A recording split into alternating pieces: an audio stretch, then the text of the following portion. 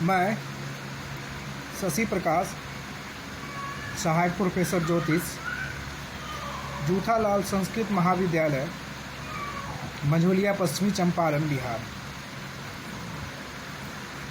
आज हम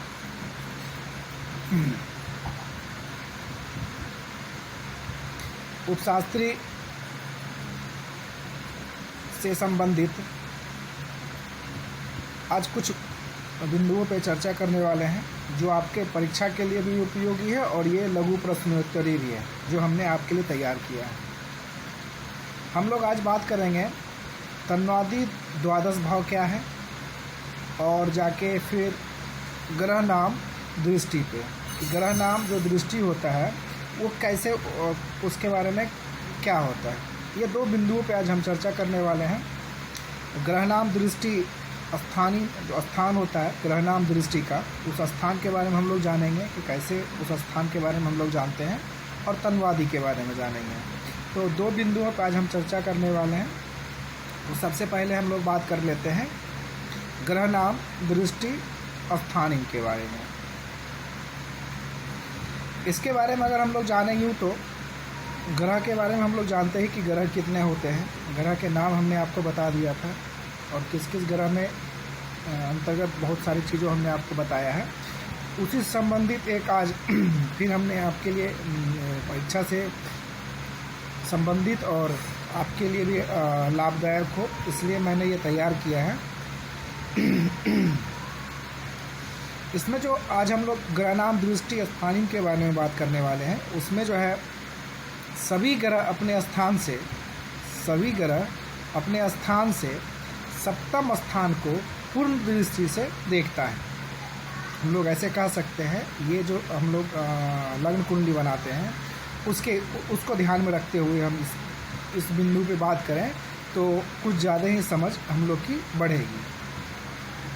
सभी ग्रह अपने स्थान से सातवें स्थान पर पूर्ण दृष्टि से उसको देखता है।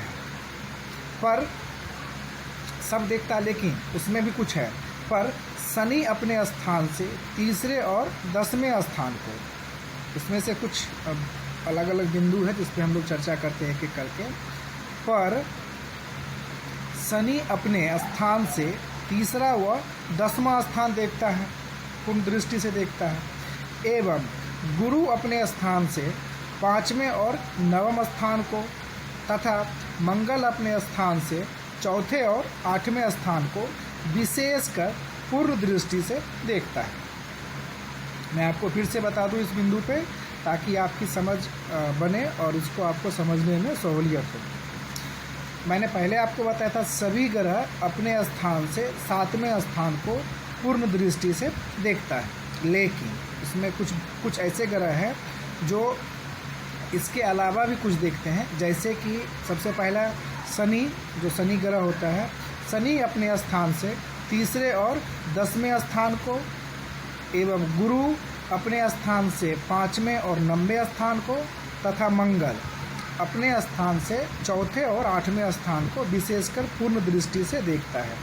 तो जैसा कि सभी ग्रहों अपने स्थान से 7वें घर को देखता है, लेकिन उसमें से 3 ग्रह, जैसे आपका शनि हो जाएगा और गुरु हो जाएगा और मंगल हो जाएगा, ये 3 ग्रह है जो अपने स्थान से तीसरे, जैसे कि शनि आपका था तीसरे से 10वां, गुरु था आपका 5वां से 9वां और मंगल था आपका चौथा से 8वां स्थान। ये 3 ग्रह अपने स्थान के जो दिया हुआ था 7वें स्थान के अलावा, ये जो है ये इस चीज़ पे भी विशेषकर पूर्ण दृष्टि देती है। पूर्ण दृष्टि तो पहले सभी ग्रहों के 7वें घर पे देखती है, लेकिन उसके अलावा ये जो है अपने स्थान से इन स्थानों पे विशेषकर पूर्ण दृष्टि देखती है। ये थोड़ा था हमको ग्रह दृष्टि जो स्थान होता है उससे संबंधित ये लघु प्रश्नोत्तरी थी जिस पे हमने आपसे चर्चा की। अब हम लोग बात करने वाले हैं दूसरे बिंदु पे, जिसके बारे में हम लोग बताए थे कि हम 2 बिंदु पे चर्चा करेंगे। तो पहला बिंदु हमने आपको समझा दिया। इसमें अगर समझने में कहीं से कोई भी परेशानी हो तो फिर इस चीज़ को मैं आपको बता देता हूँ, ताकि आपको समझने में कठिनाइयाँ नहीं है। इसका सीधा सा मतलब हम लोग कह सकते हैं सभी ग्रह अपने स्थान से 7वें स्थान को पूर्ण दृष्टि से देखता है, परंतु शनि अपने स्थान से 3रा और 10वां स्थान, गुरु अपने स्थान से 5वां और 9वां स्थान, और मंगल अपने स्थान से 4था और 8वां स्थान को विशेषकर पूर्ण दृष्टि से देखता है। ये आपका ग्रह नाम जो था, ये दृष्टि, इसका जो स्थान होता है उससे संबंधित हमने आपको कुछ महत्वपूर्ण बिंदुओं पे चर्चा की। अब हम लोग आगे बात करने वाले हैं तन्वादि द्वादश भाव क्या है, इसके बारे में हम लोग बात करेंगे कि तन्वादि द्वादश भाव क्या है, इसके अंतर्गत क्या क्या आता है। इन सभी बिंदुओं पे हम लोग एक एक करके चर्चा करेंगे। तो तन्वादि द्वादश भाव के बारे में जानने से पहले हम लोग इससे संबंधित ही कुछ महत्वपूर्ण बात कर लेते हैं। जैसे कि तन्वादि द्वादश भाव का मतलब क्या होगा, हम लोग इसको ऐसे कर सकते हैं कि 1 से लेके 12 तक जो भाव होगा वो द्वादश भाव होगा। 1 से लेके 12 तक, जैसे प्रथम भाव, द्वितीय भाव, तृतीय भाव, इसी तरह अगर हम लोग बात करते जाएंगे एकादश भाव और फिर द्वादश भाव, इसी तरह अगर हम लोग बात करेंगे तो द्वादश भाव तक, मतलब द्वादश भाव मतलब 12 भाव हो जाएगा। तो तन्वादि का जो 12 भाव है उसके बारे में हम लोग बात करेंगे कि प्रथम भाव में क्या आता है, द्वितीय भाव में क्या आता है। इसी तरह हम लोग एक एक करके 1 से लेकर प्रथम भाव से लेकर द्वादश भाव तक हम लोग चर्चा करेंगे किस भाव के अंतर्गत क्या आता है, कौन सा भाव आता है। हम लोग पहले एक से स्टार्ट करते हैं, प्रथम भाव से। तो प्रथम भाव के अंतर्गत जो आता है वो तनु भाव आता है। प्रथम भाव के अंतर्गत जो आता है, तन्वादि जो हम लोग बात कर रहे थे, प्रथम भाव के अंतर्गत आता है तनु भाव आता है। द्वितीय भाव के अंतर्गत धन भाव आता है। प्रथम भाव के अंतर्गत तनु भाव, द्वितीय भाव के अंतर्गत धन भाव। ठीक, तृतीय भाव के अंतर्गत आपको सहज भाव आता है। तृतीय भाव के अंतर्गत सहज भाव, चतुर्थ भाव के अंतर्गत सुहृत भाव,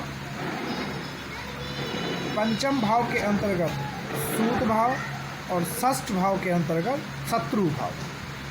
मतलब अभी हमने आपको 6, मैं आपको फिर से बता दूं, प्रथम भाव के अंतर्गत तनु भाव, द्वितीय भाव के अंतर्गत धन भाव, तृतीय भाव के अंतर्गत सहज भाव, चतुर्थ भाव के अंतर्गत सुहृत भाव, पंचम भाव के अंतर्गत सूत भाव, और षष्ठ भाव के अंतर्गत शत्रु भाव।